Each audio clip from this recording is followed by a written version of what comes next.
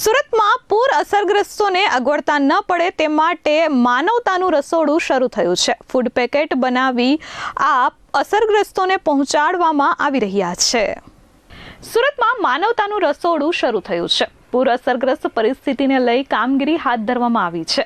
સુરતના પાર્લે પોઈન્ટ વિસ્તારમાં mega kitchen શરૂ થયું છે। જે વિસ્તારોમાં પાણી ભરાયા છે ત્યાં ફૂડ પેકેટ પહોંચાડવાનું કામ શરૂ કરી દેવામાં આવ્યું છે। સૂકો નાસ્તો, ખીચડી, પાણીની બોટલોનું વિતરણ કરવામાં આવી રહ્યું છે। 1 લાખથી વધુ લોકોને આ ફૂડ પેકેટ પહોંચાડવામાં આવી રહ્યા છે।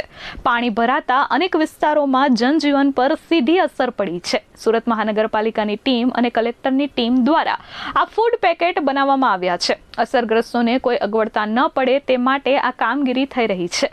અનેક લોકોના ઘરોમાં પાણી ભરાઈ ગયા છે। સ્થળાંતર કરેલા લોકોને તમામ સુવિધાઓ આપવામાં આવી રહી છે।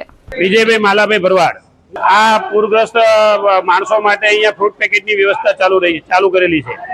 1 લાખ પાણીની બોટલ છે, 1 લાખ ફરસાણના સૂકો નાસ્તો છે, 1 લાખ બિસ્કિટના પેકેટ છે અને 1 લાખ 200 ગ્રામ જેટલી ખીચડીના પેકેટ થાય એવી માટેની ટોટલ 4 લાખ ફૂડ પેકેટની વ્યવસ્થા કરવામાં આવી છે।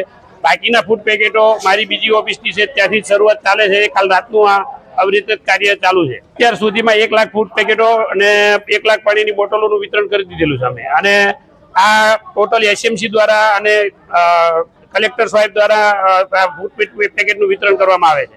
માલાભાઈ સારાભાઈ એજ્યુકેશન ટ્રસ્ટ છે જે 2009 થી આ સેવા કાર્યમાં કાયમ માટે આવા કંઈ પણ સુરતમાં કપરી પરિસ્થિતિ આવે, ગુજરાતની કપરી પરિસ્થિતિ આવતી હોય, તાવતે વાવાઝોડું હોય કે કંઈ પણ હોય એમાં અમે આ રીતે કાયમ માટેની સેવાની પ્રવૃત્તિ કરીએ છીએ।